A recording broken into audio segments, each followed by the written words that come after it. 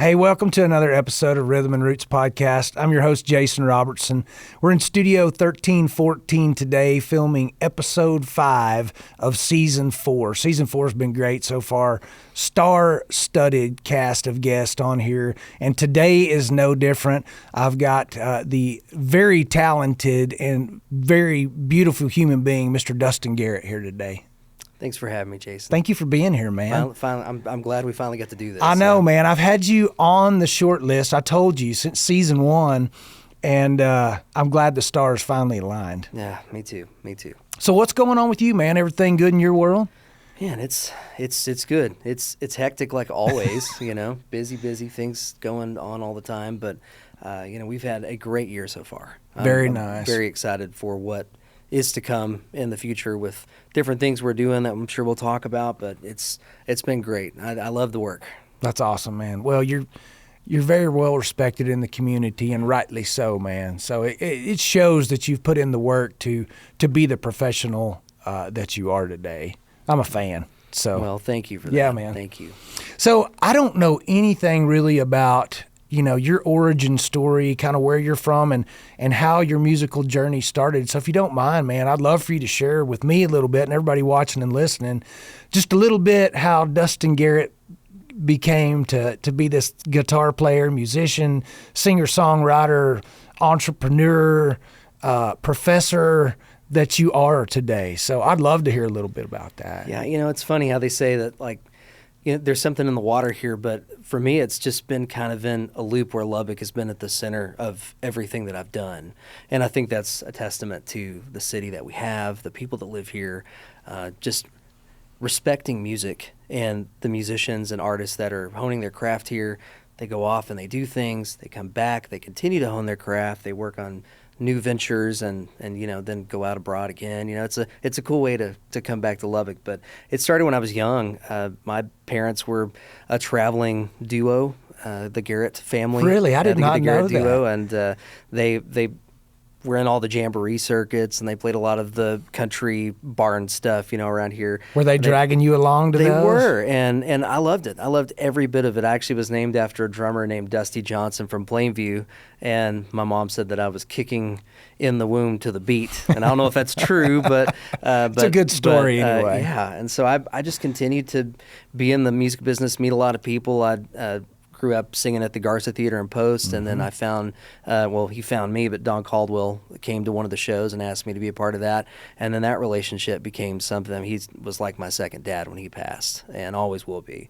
So a lot of time spent at the Cactus Theater as a child, going through college at South Plains College, continuing to play all through that time, was able to be a part of the King of the Blues at Guitar Center, the national contest they had. I got into the national top 5, which was, I don't know how that happened. But how old were you at that time? I was 21. Yeah. 21. I bet that was a hoot, man. I could not believe that I was playing in front of Joe Bonamassa and Steve Lukather and, just looking down going, I don't know why I'm here, but I love it. This is amazing. And I did not take that for granted. It was one of the greatest experiences. Later on, Toby Caldwell left the Cactus and moved to Nashville, started doing great things. And I took over the music direction at that point and worked with Don and his family to put all the shows together. And then when the theater sold to Mr. Holland, I kind of started going a little bit more abroad, worked at Moyer's Group for a little while with those guys with audio video. And then I came up to get the job with Rick Trevino. I started playing with him on the road, Grammy Award-winning country artist, probably one of the greatest people I've ever had the pleasure of sharing the stage with. And now I'm back here teaching at New Mexico Junior College in Hobbs in our entertainment and music technology program. And we actually, it's funny enough, we just started a podcast ourselves with students. Oh, that's awesome. And working through some different things there. So, we're never shy of things happening all the time. That's so cool, man. So obviously growing up around music, I mean, it's been a part of your life as probably as far as you can remember. When did you know, okay, this is who I am, this is inside of me, this is what I want to do for the rest of my life? When did you know that? Was there something that kind of triggered that, or an experience, or did you just know, man? I feel like I got the first real kind of rush from a crowd when I was around 5, performing on stage. And at that point, I was doing a lot of yodeling. That was kind of what I was known for. I was KMAC 28 did this thing where I was West Texas' youngest yodeler. Dude, I want to see a video of that. Doesn't go over well with your classmates who bully you a little bit about that. But, it was something that led me to a lot of great places like the Grand Ole Opry when I was 10. Yeah.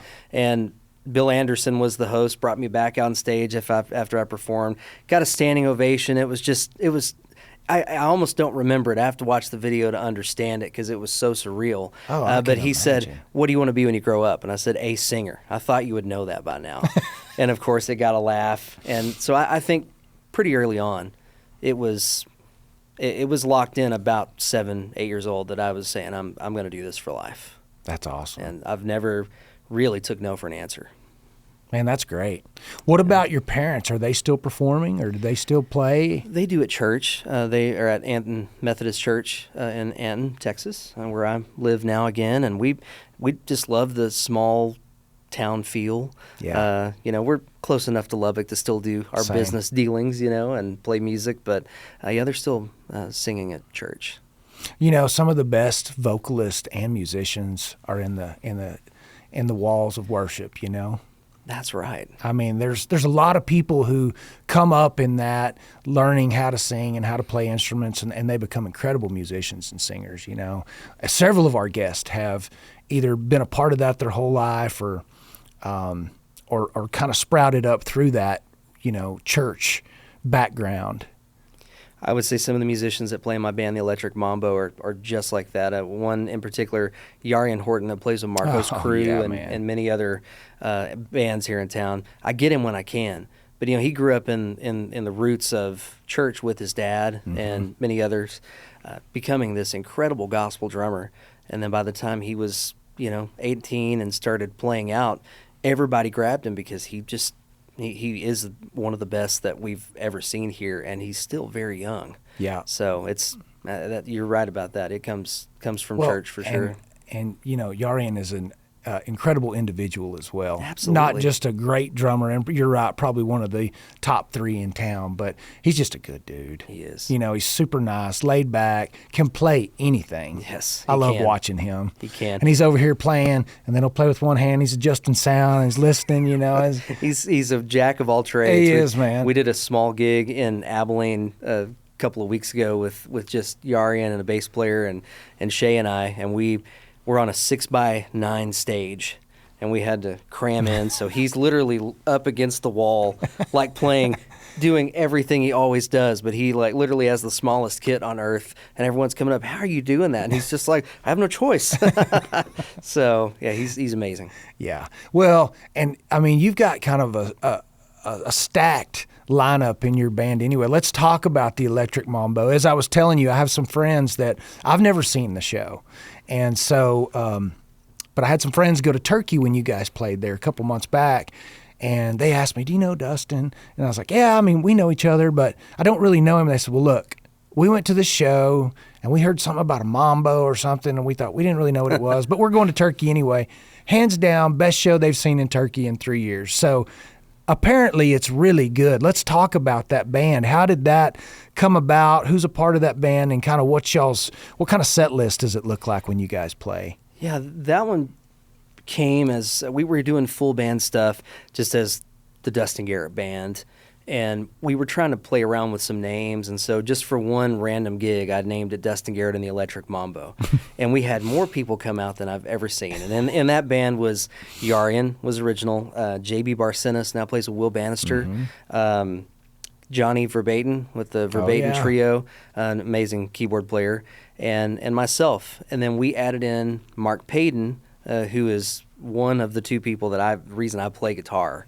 I saw him playing when I was very young, and I couldn't not learn from him. And so when he was kind of getting down and a little bit, depressed, and I think during COVID time we all had that, I said, "You're going to be in this band. Come on." So I dragged him out of the house. We set him up. We had the time of our lives playing with him. And then when he finally passed away, we decided we were going to, say goodbye to that band. We did a benefit concert at the Spoon in honor of him and for Operation Paw Prints, which they had an emergency fund that was made from the donations that we got at that concert. And at the end of the night, somebody came up on stage and they said, "You cannot let this die. This is too good of a thing. You need to honor Mark, keep it going, keep the name." And so we did. And throughout that time, we've had many great musicians, just to name a few: Ross Radicke from the Cactus Theater, Nick Shute, Jackie Howard, two great horn players that play with us a lot. Sean Frankhauser plays bass with us now, mainly. We've also had great drummers, Jay Inman, Tony Garcia, keyboard players, Isaac Hicks, Johnny Hughes from First Baptist Church. I mean, just everyone that can come together to put a great show together. That's what it's about, is just bringing the best that we can put together, and it's a party, but it's also a great listening experience because they take it into some of the stuff that they do. I randomly one night got a request for Justin Bieber, and we've just been playing like Ted Nugent all night, and playing Midland and all these like country songs, and somebody said, "Can you do Justin Bieber?" And I turn to these guys and I go, I can give them a song. It's got like 4 chords. We can look it up. And we pulled off "Let Me Love You," and that wound up becoming one of our like staple songs we play at shows now. That's so cool. We'll kind of mess with them. We'll do like "Neon Moon" or something, and we'll get them all through the set going, "Oh, this is the music right here tonight." And then we'll go, "All right, here's some Justin Bieber," and people go, "What the hell are you?" And then follow it with some nudes. So we play that, and everybody's into it. They really respect the musicianship, and I'm blown away every night that I'm in that group with the singers, the band. I just feel lucky to be in that moment every time. I bet that's a pretty cool feeling to play with that caliber of people on a regular basis. I don't feel worthy sometimes, but just bringing that group of people together, it's awesome. I'm a songwriter at heart. That's what I do. I'm not a guitar player like you. I bang on a guitar, but for me, I've had some full band stuff, and for me, the greatest feeling of reward in music is when you're playing with other people who are there for no other reason but for the music. And there's something that happens on stage when a full band, when everybody's on the same page and everybody's energy's matched up, there's a feeling that you don't get that anywhere else. I know. And man, that's a cool thing to have. It's very special to have. It's been heard and said by many people that there is something about seeing a group of musicians or maybe an artist that you've never seen in your life, and everyone else in that room has probably never seen you either. Mm-hmm. And in that moment, they all exist, and there's those special moments that happen that only would happen if you were there at that time frame. And so we try to remember that every time we go play. I mean, it does get stale sometimes. I mean, for every musician it does, where you go to the same venue maybe 5 or 6 times in a year. You go, "Oh, we've already done this here," But we try to remember that and not take it for granted that there is a new crowd there. They're seeing something they're wanting different stuff than what you played for the first crowd. Yeah. So we try to remember that every time we go on stage. It's a blessing, and we want to put on the best show we can. Man, that's a great mindset to have going into a show. Because I think if you do that, number one, you're doing it for the purpose of art and creation. Absolutely. And for entertaining and providing people with something that makes them feel an emotion from music. From either something that you've created or a cover song that you've mastered, or lyrical content that touches them in some way that, makes them connect with something in their life. There's something very special about that. So Absolutely. I think that's a great way to look at it, man. I think that we all in Lubbock, for everyone that loves living here and making music here, that's pretty much the mentality of everyone. Yeah. Because you don't really see musicians in town that get on stage and hate what they do. Yeah. Even in a room with almost no one. I mean, that they consider that practice, but they're glad that they're getting a paid rehearsal. They're being able to play for people. And normally, most venues that do it right will have a crowd that is absolutely respectful, and they want that in their environment and their atmosphere. So it makes it a great place to be. It's not like this in Dallas. No. You see a lot of different artists in Dallas, and you see some that are just completely burned out. Mm-hmm. And here, it can stay fresh. We have a residency, Shay and I, at Silver Bullet. We play there every Thursday. Last week, we may only have played for about 3 or 4 people within the night. There was some other things, graduation stuff going on, but we've also played to 100 people in there, and it feels the same every time because they're getting a different vibe each time we play. Well, you know what? That's a great little venue. They've created a good room in there. Got a great sound in there. That's a good spot, man. Yeah, Trey's been really good to us. Trey Strange at Silver Bullet. You should go thank him for all that he's done for music, and we're happy we get that residency every week to see our people. So our buddy Jim, had that residency for a while doing the songwriter night deal over there, the songwriter jam, and that's how I stumbled into that little place when Trey had bought it and kind of transformed it into what it is, and it's a cool little spot. Yeah, Jim let me be on one of those, and that was fun. That was really cool. I met Trey that night and just kind of blossomed a relationship to work together for. It's been, probably 5 years now. That's great, man. So let's talk about your songwriting, because not only are you a guitar player, but you're a very incredible vocalist and songwriter. So how long have you been writing songs? Has that been a thing that you've been doing since you were young as well, or is that something that came a little later? Well, it depends on if you mean writing songs or writing good songs, right? Because that takes time, right? Yeah. I do have some songs I'm proud of, but it's been a journey since I was young. I think I wrote my first one when I was about 11, and of course, it was very immature and very childish. At that time, you don't have everything in the world that you want to know to write something deep or feelings. But as I got into college at South Plains, I took the songwriting class with Jay Lemon, who was also another great musician that left Lubbock. But I learned a lot in how to process information and put that into something lyrically, and then building a music bed around it, or vice versa. Having a great music bed and then creating lyrics around it. And I'm probably in the realm of about 250 tunes now. Not all that. I don't really push the original music too much, but I do try to pitch them out. Yeah. Get them into the pitch process, and luckily I've been able to pitch some to some great Texas country artists, some Nashville country artists, and just waiting for one of them to pick it up. I have had a couple that have been on the charts, so to say, in Texas, but it's just a great way to collaborate with other writers that you respect. I know my friend Will Bannister, he's very much into working with great writers, and he doesn't really, settle for anything less, and he's just recently got a cut on the Jake Worthington record that just came out. Yeah. So I know that it can happen, and a lot of our local artists are doing that exact thing. And my writing is very much about real life experience. So there's times when during COVID, the writing was a little bit darker.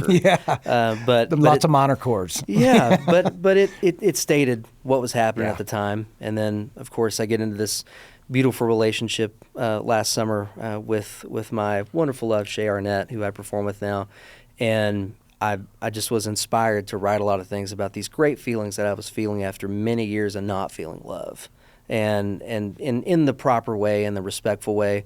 And I had a lot of great stuff come out at that time.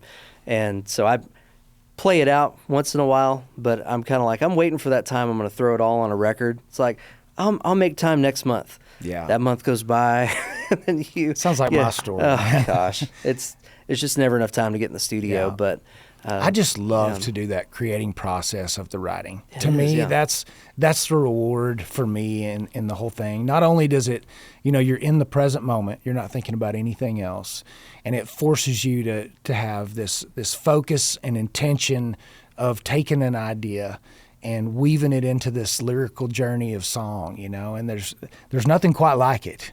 But for me, that's the reward and I think going kind of back to the full band thing, you have this thing that you've recorded, this acoustic song, you got a little demo of it, but then you take it to the full band and then it comes alive. Then it becomes something totally different. Do you experience that with yours? Absolutely. Yeah.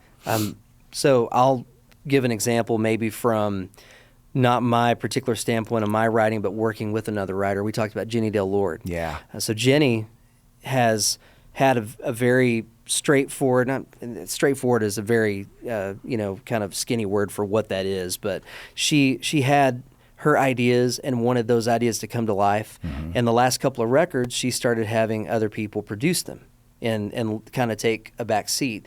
And I think what she found in that was that all of these musicians that are coming together and working on this, obviously she has the final say. She's producing the final aspect of it, but having people like Scott Ferris giving their 2 cents about what chords need to be played behind a certain time. And the last one that we put out, I believe, is A Million Moments. And forgive me if I'm wrong there, but when we cut that record with Jenny, I mean, there was some times that we were like in tears in the studio because of the music that was being kind of just brought out by all of these different ideas of different musicians, different writing standpoints, and it's just became a really cool thing for her. So to see that blossom from just a demo of her playing acoustic and maybe piano or something like that, coming into the full process, it was a breathtaking experience. One of the first times I've experienced that in Lubbock, for sure. Yeah, and that's a cool feeling, man. Yeah. When everybody's got kind of creative freedom to come in and just feel, you know, and work off of that energy in the room and what the feel of those lyrics are and the feel of that melody. Man, there's some magic that can happen in that. You know, I've never been a part of many studio sessions and played with a lot of studio musicians, so I don't have a lot of experience in that regard. But, you know, working stuff out with full band and things and those things coming to life, man, it's pretty incredible feeling. Yeah, when we were out with Rick Trevino, he had written a song when his oldest son was about to graduate, and he wanted to record it, and it was called The Ride, and it was just kind of about like the full life spectrum going around. And he wrote it, but he never released it. He kind of waited until finally his youngest graduated, and he started bringing it out to rehearsal, and he said, hey, I want y'all to listen to this. He's playing on the piano. And so we started working it into the shows. Little by little, it kind of changed every single night till we finally got an arrangement we liked. And he asked Sean and I to go in the studio with him in Austin. Oh, wow. We got to cut on that one and just create in the studio with the same guy that cut all of the Sublime records. So we're kind of feeling a little bit nervous to work in an environment with someone that's got multiple gold records and Grammy nominated stuff. And so here we are getting to work with Rick, and it just became this beautiful testimony to his life. And you know, the song is great. If anybody hadn't heard it, it's called The Ride, and beautiful music video that he shot with his wife and family. So I'll have to check that out. Something worth checking out. Yeah. So let's talk a little bit, shift gears a little bit. Let's talk about your role at Eastern New Mexico and what you're doing. New Mexico Junior College. Yeah, New Mexico Junior College. That's right. Don't tell Portales that. Yeah.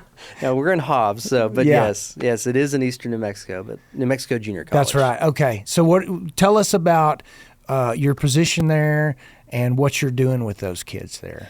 Yeah, I started around 3 years ago as I became the Director of Entertainment and Music Technology, and that program's been around for about 7, going on 8 years now. It's finally started growing into a larger program. We were maxed out on students for a couple of semesters, and cool. We're excited that we have all of this interest in the program, especially from people that are in Lee County. Hobbs, Eunice, all the way up to, I guess all the way out to Artesia. It's something for local students to have that outlet, much like South Plains College is here for the outlet of who's here. I mean, they grab from all over the nation, but we're giving kind of an opportunity to the ones that don't want to cross the state line. They stay within their state-funded scholarships and things of that nature, and we have found some incredible musicians, artists, producers, graphic designers. I mean, they'll just come in and you'll meet them. They'll be real shy first day. The third day, you're going, man, you're going to be a cinematic genius in the business one day. And a lot of them have went on to be job placed. And it's just a great program, very small. It's very hands-on. I get to work with the great Frank Aguilera from Plainview, who's also a very, very talented musician, but he's my co-professor there. With us, we teamwork the hell out of it, and it's been a great experience. And I think that the college has been very receptive of what we've tried to bring in for the kind of artist side of things that they didn't have before. So We really love it. So is your program similar to what South Plains is doing? Do you guys offer some of the same certificates and degrees that they do? We're a little bit different. Okay. They have a larger program. I went there. I graduated from there, and I'm forever grateful of meeting everyone I did there. It's It was incredible. a great experience.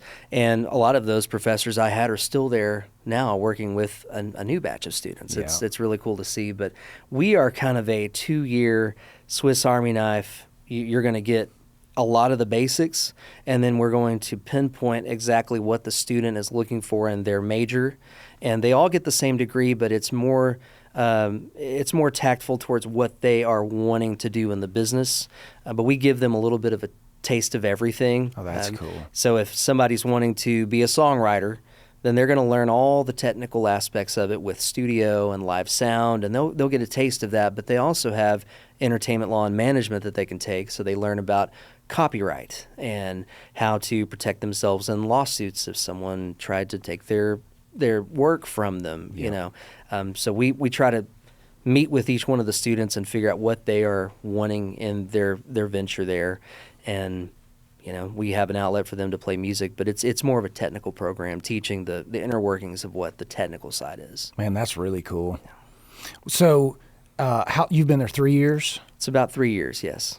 Is that something that you feel like you're going to be there for a while? Is that something that you really enjoy? As long as they'll have me. Yeah. We feel like we've got a lot invested in time and just energy, and the momentum is really great. Like we just were able to start a podcast that's going to become available in the fall on Spotify and so cool, other man. things. So, but this is all student led. I mean, they're going to go in and actually cut these, and they'll either host it or they'll be working on the technical side. They'll be working with lighting, editing, Yeah. the whole 9 yards. So they get a little bit of taste of all of that. And podcast is one of the top things that they're coming into the program for. Really? Is they want to learn how to do social media creation and have their own like talk show like this. And That's cool, man. So we're going to see a lot of cool things this next semester. That's for great. sure. Well, and I think in any creative arts industry, whatever it is, there's a backbone that a lot of artists miss because maybe they didn't get to go to a South Plains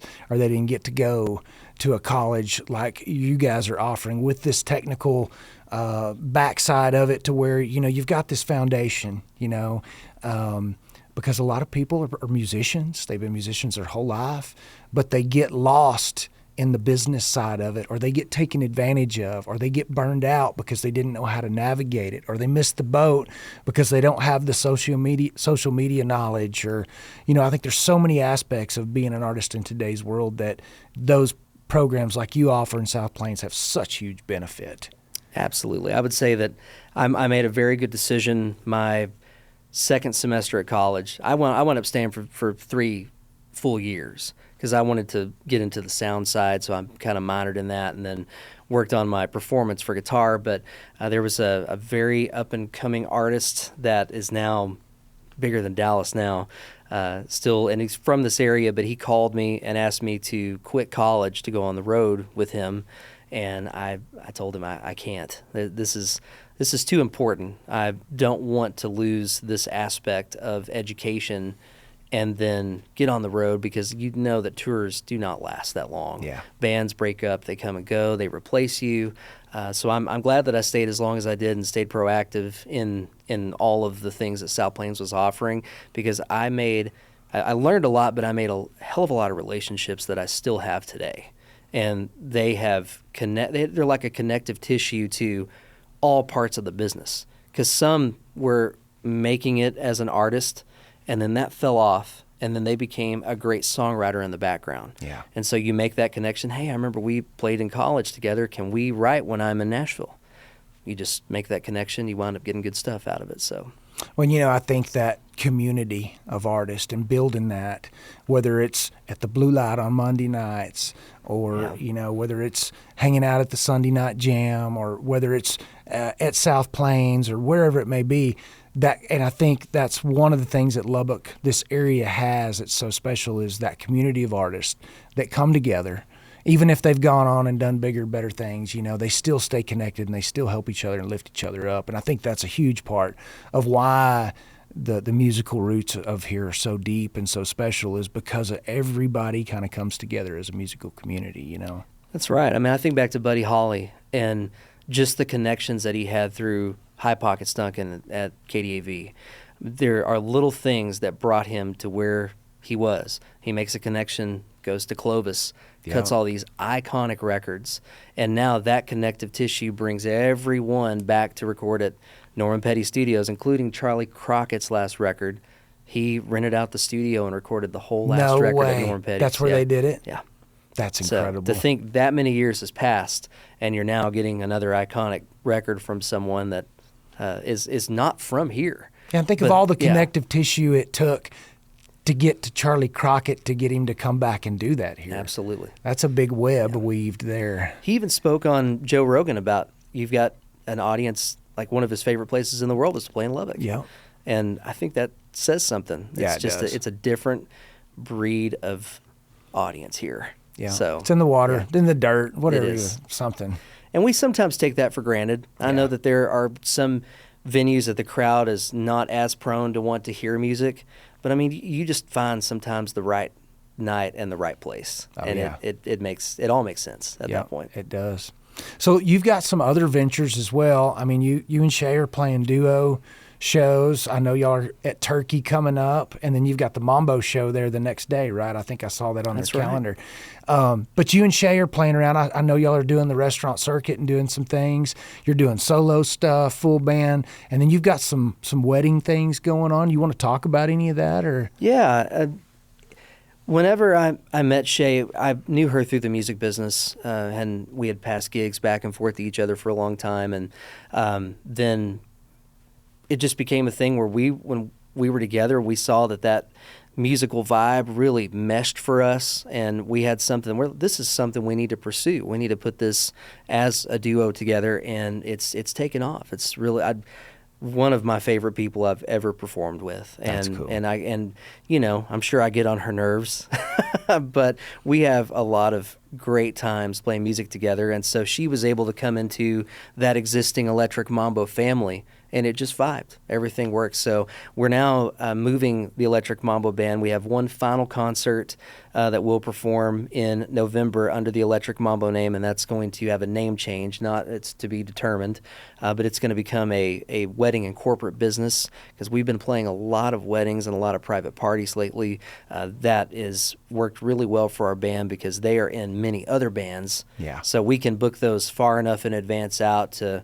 work together. So if you have a private event, you're doing like a employee party or a wedding or just a concert for, you know, friends and family. We've done a lot of house concerts too.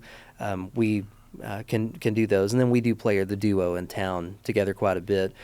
Sometimes as a small band as well, not the Electric Mambo full experience, but you know, for country shows, we'll just get a couple of our friends here in town and put the band together and play. So it's been a really fun experience working with her, and I can see this going on for a long time. We're actually starting to record some music too. Very nice. And so man. we're excited to get that out I here bet pretty that's soon. fun to do with your significant other. It is. When you have that, I mean, it probably makes the connection just a little more intense. You know, you've got the love factor, and then you've got the connection on the music side. I bet that's a pretty cool thing. And it's great because it requires a lot of focus, but it also requires a lot of patience.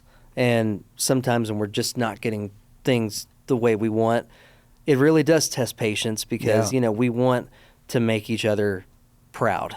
And we have to sometimes take a step back and go, all right, we know who we're working with here. This is the person that we love. So let's be patient, let's focus, and it always comes together, you know, because it's not just a record the song once and you're done. It is a tedious task of making sure that it's right, that it gets the emotion, and it's not like the raw recordings that you used to be able to get, where you just are capturing what is natural.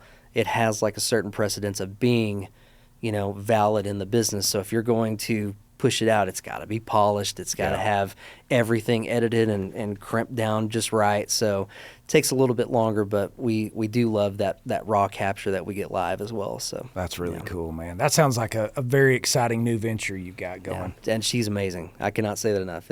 She just will blow you away. Yeah, I can't wait to. I'm going to come watch y'all here pretty quick. Please do. Yeah, I really Please would do. love to do that because I'm trying to talk my wife into going to Turkey this weekend because I'd really like to be a part of Gotta that. do it. I know. They just opened the pool. I know. I'm thinking about hooking up to the camper and pulling out. So we might be there. We'll see. So I know you being a professional, you've toured, you've done it all. Is there a performance in your career that sticks out more so than any of the others besides the 5 years old, the first, as a professional, I guess I'm asking, is there a performance that was just off the charts, something so special that you will never forget? I can tell you I've got one that because I've been asked this question just randomly from someone, and I think every time I think about this, it comes back to one, and it was just a few years ago when I was out with Trevino, and I digress. I'll tell the reason that it was so special is my first concert that I ever attended. I was 5 years old. That's the South Plains Fair. My mom and dad took me to see Clint Black. Oh, man. 2 days later, my mom and I believe my dad too, they really wanted to go see Rick Trevino. So I got to see Rick just a couple of days later.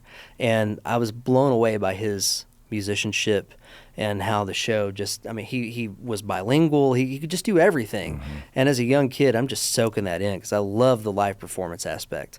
And then years later, I get the job to go be in his band for 3 years and be his lead guy.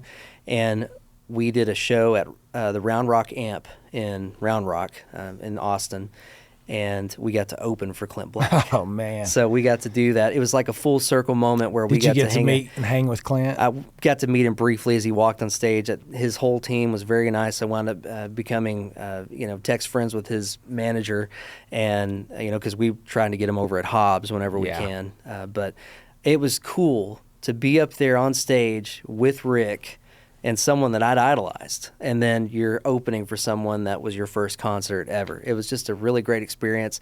It was hot. I mean, there was people passing out during Rick's show because it was like 110 in the shade. Oh, man. Everyone was drinking, obviously, so that some were not having enough water and they're just passing out. A few dehydration cases going on. It was wild to see. And Rick. Rick didn't say it, but someone that was in the when we were on stage, somebody close to us from the sound company said, "Man, you're just making them faint out there." They're saying, "It's like, well, I guess we got to get it hot enough to get them to faint." You know? And Sean was with me on that one. Oh, It was so cool to share that with you. him. You know, Clint Black. I'm a fan of all music, but I grew up, mainly on blues, classic rock, and traditional country, and so. But I remember in the 90s when I first heard Clint Black, man, that voice is so recognizable and so undeniable. The tone is unlike anything you've ever heard before. There is nobody that sounds anything like Clint Black. I've always loved the tone of his voice and his music. Always been a fan of him. So I bet that was cool, man. And I could not believe in that hot of weather we were having. And he went on after the sun was down.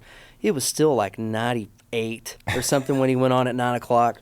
But he's in this long black, like almost like fire, whatever, the real thick shirts. Yeah, like the brush popper Wrangler. Yeah, and just he had the whole thing on, and just like, how are you not dying right now? Black cowboy hat, felt I didn't hat, see a fan.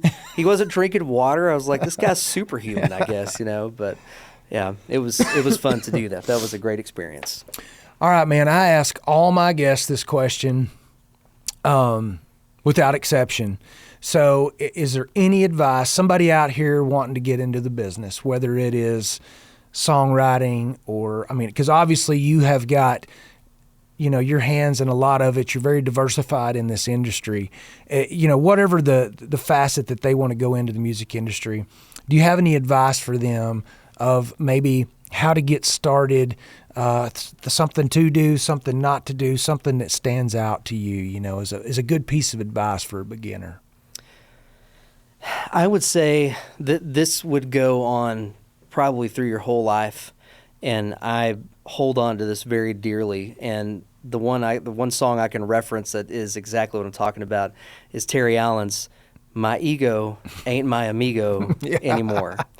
And what I've seen either help or hurt any sort of music career that you're going to be in is your ego. Mm-hmm. And when you have this large ego and you're not humble, it destroys any chance that you're going to have a longevity in the business. And I think in the sense of how my parents raised me, you have to be humble and understand that this is a blessing that you get to do this, that you were granted this God-given talent to be in the music business in however form. If you're staying local or you're, Luke Combs on a big stage, or George Strait playing at Jones Stadium, I mean, there still is a humility that you have to have, because everyone's going to kind of take their own music direction the way they go. They might pick up a guitar and they'll work on it for a couple of years, and then they'll put it up till they get to college. They'll try again, and then they become like Zach Bryan and get on the road and make a huge name for himself later on in life.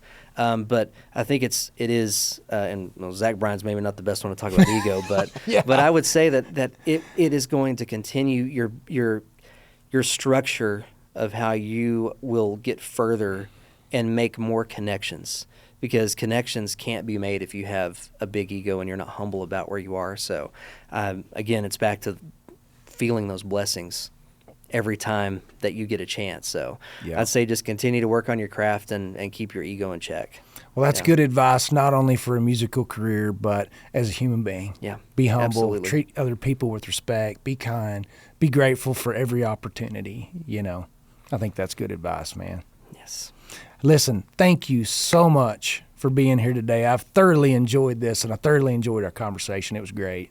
Thank you. Yeah, it's been great to talk to you, and I think this is great for the city. I'm glad you're at the helm of this and your whole team. So I appreciate that, man. It's a lot of fun. Like we were talking, building these relationships and the friendships, like you've made in your career and I've made through playing music and doing this. It's so rewarding, to find other like-minded people that are in it for the same reason that you do it. It's a good feeling. So thank you again. Tell Shay sorry we missed her today, but maybe we'll get her back on here one season and make her talk. We'll drag her up here. Yeah. So before we get out of here, I want you to tell everybody at home, number one, social media links where we can find show schedule and calendar.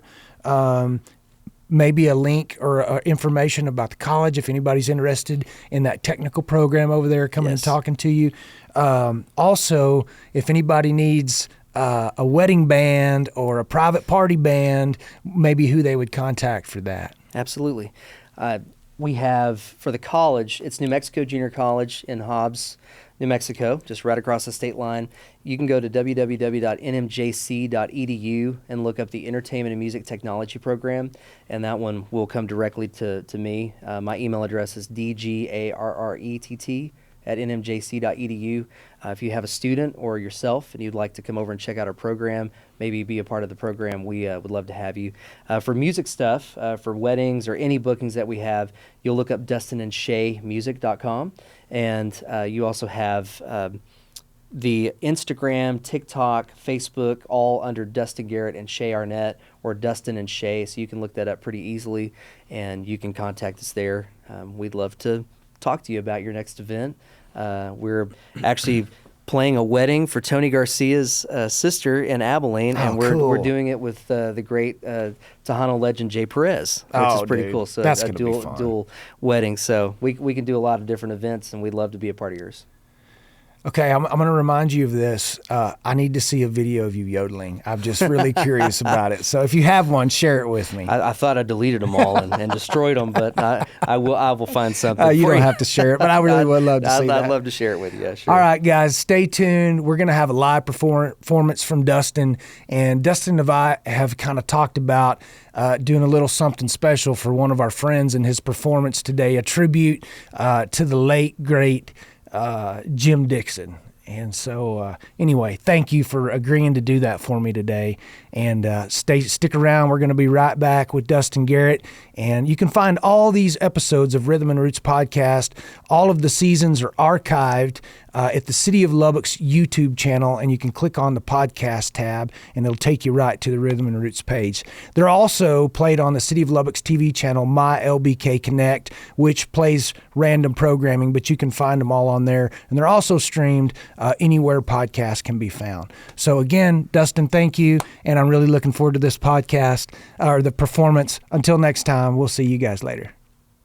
As Jason was saying, we're going to do a song today that was written and recorded by one of, I would say, probably the greatest songwriters that we've had in Lubbock, Texas, and abroad. His name is Jim Dixon, and just recently passed away cancer. And this has always been one of my favorite songs from him, so to pay honor to him, wanted to play that today.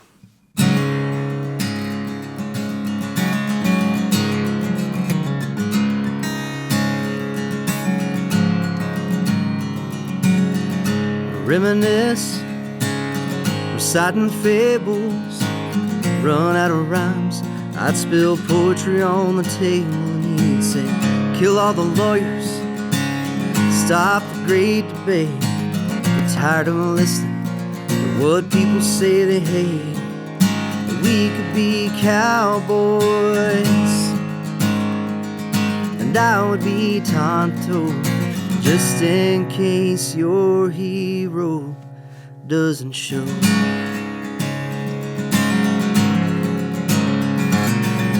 Old man on the front porch, Lord only knows what he knows.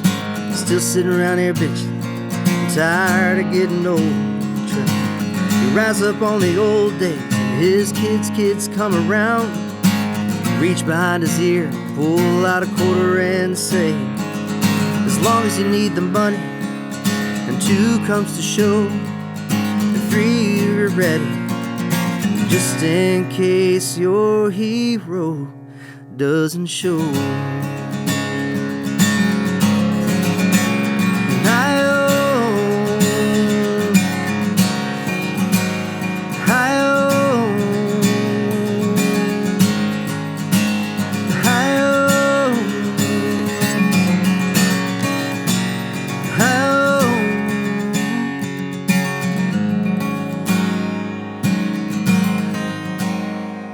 If you believe in this, magic's not all that.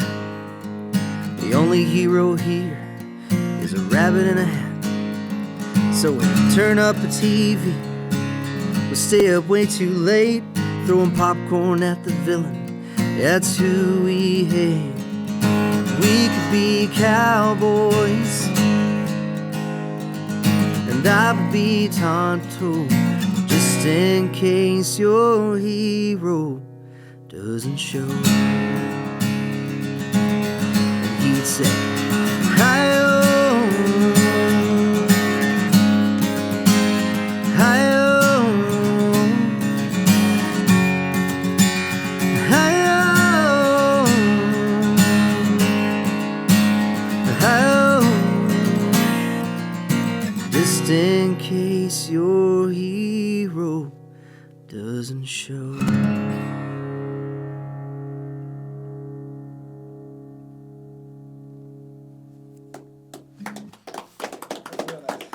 Thank you. Yeah. All right, this original tune that I've recently written called Out of My Head.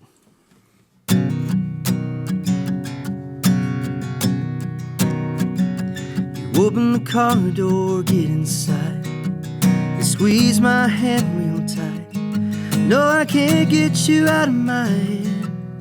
Can't get you out of my head. We go for a drive under the stars, head on my shoulder, passing cars. No, I can't get you out of my head. I can't get you out of my head. There's gotta be something in your touch, gotta be everything about your love. And I can't get you off my mind. It's gotta be everything so sweet, everything that you're doing to me. It doesn't matter what I do, I can't get you out of my head. I don't want to. You sing this song under your breath while I try to steal a kiss instead. No, I can't get you out of my head. I can't get you out of my head. We lay down and try to catch some sleep, and I'm lying there just watching you dream.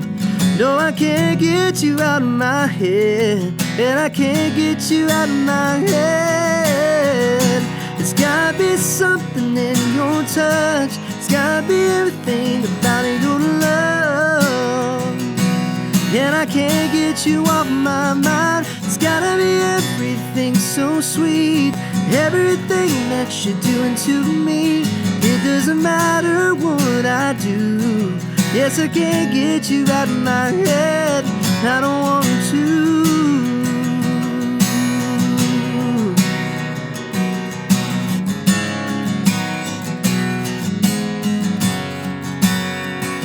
It's gotta be everything so sweet. Everything that you're doing to me. It doesn't matter what I do. Yes, I can't get you out of my head. I don't want to.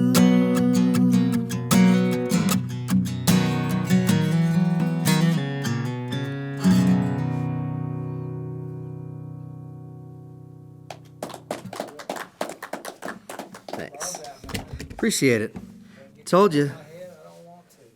You know, Shay did it to me. She did it. She got me out and could not get out of my head. Let's see. So it's original. Let's see. Let me do Stevie Ray. I'll do that one. So, okay. This song I'd say is one of my favorite songs I've ever played or ever heard. It's a Stevie Ray Vaughan song. I love Stevie Ray Vaughan so much that I named my daughter, 11-year-old daughter, Stevie Ray. And I always hope that she will listen to Stevie. Also have a let me strike all this. I don't want to put her age on there. That would be weird. Let's see. I'll do this. This next song is probably one of my favorite songs that I've ever played. I actually love Stevie Ray Vaughan so much that I named my daughter Stevie Ray, R-A-E. And so this is one that I hope that she will always love to listen to with her dad.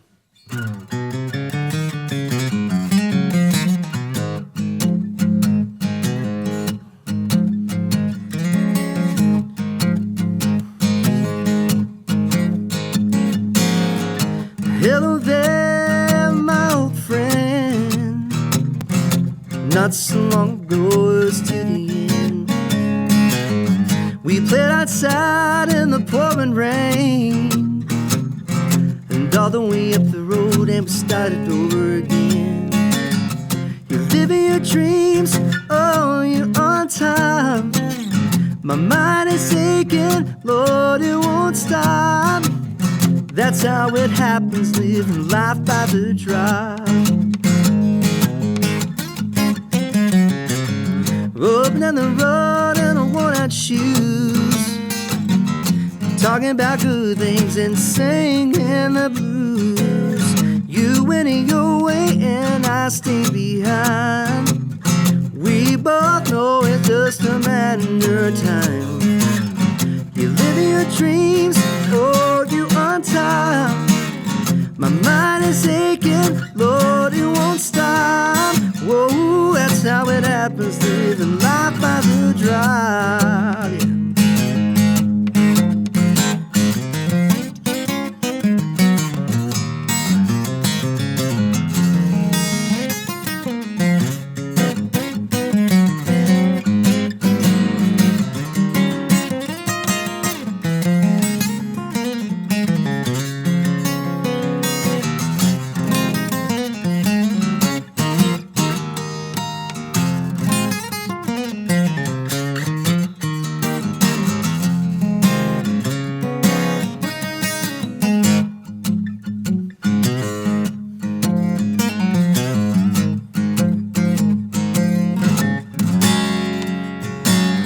No wasting time, we're alive today.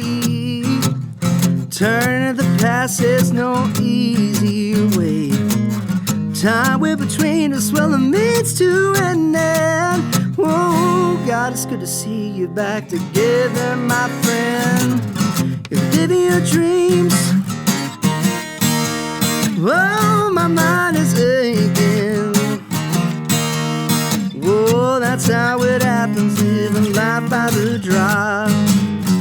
That's how it happens, living life by the drop. That's how it happens, living life by the drop.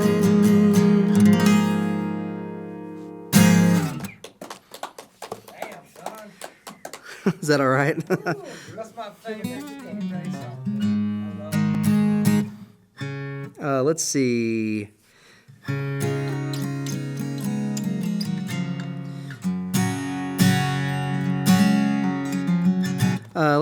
I've been doing this one quite a bit. Been getting into Eric Church lately. See if I remember all the words, all right? This next song is one that I've been doing quite a bit on stage. I really like this one. It's a fairly new song on the radio, but it's called Round Here Buzz.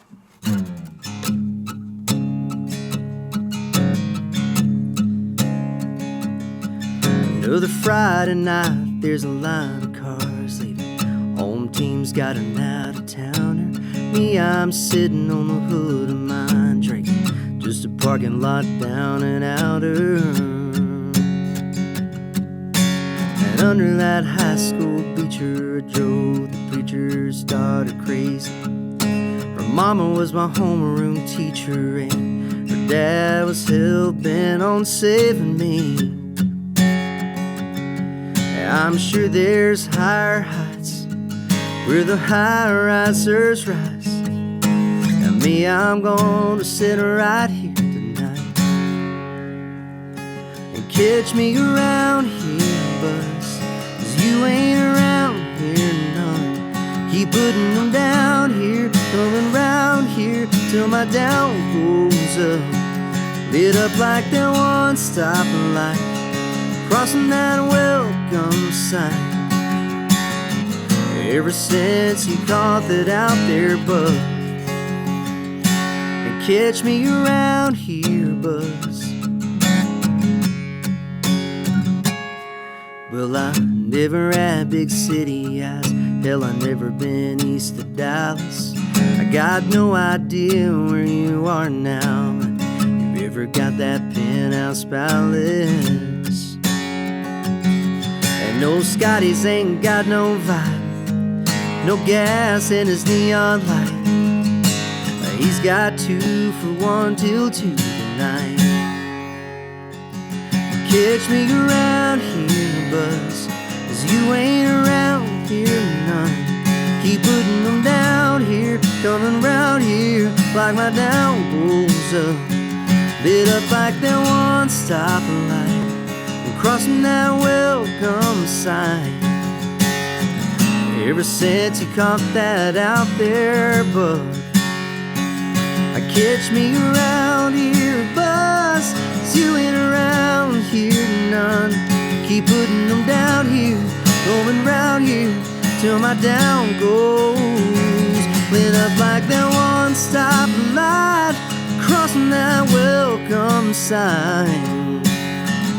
Ever since you caught the out there bug, and catch me around here, Buzz, and catch me around here, Buzz, around here, Buzz.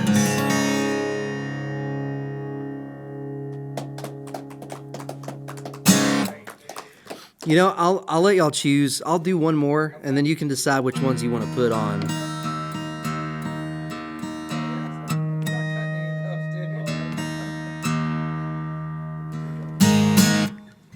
All right. So I've got one more. I would be doing something wrong if I didn't play some Prince. So.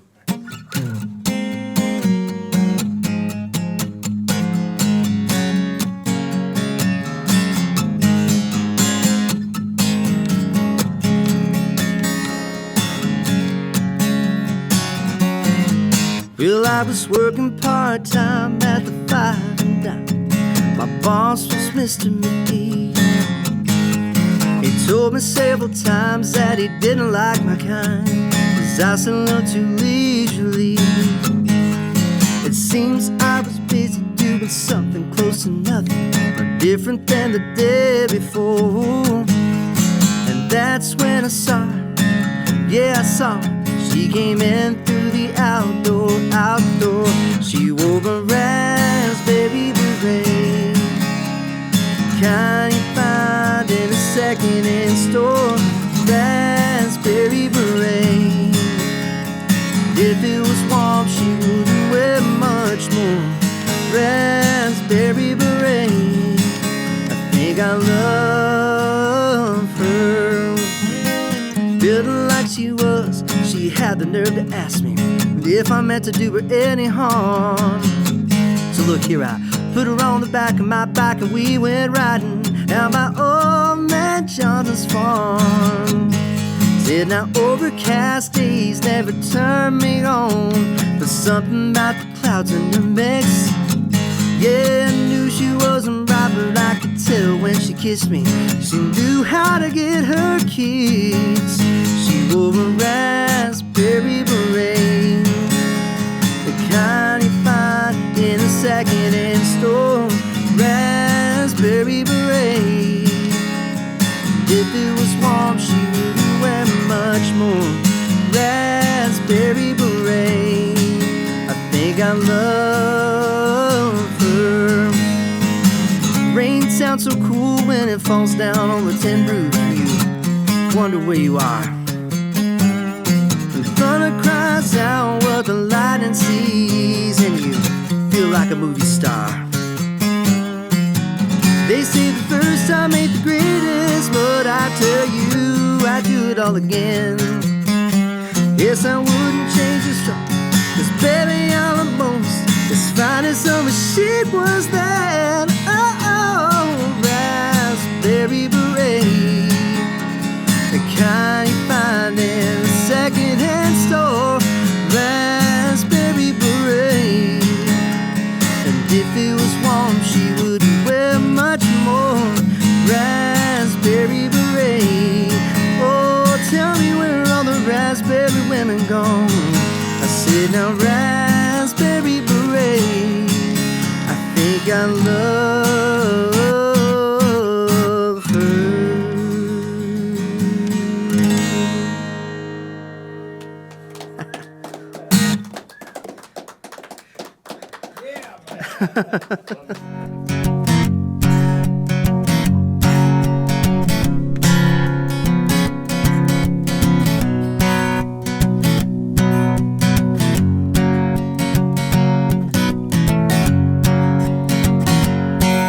Through the dust in the rearview mirror, you can't see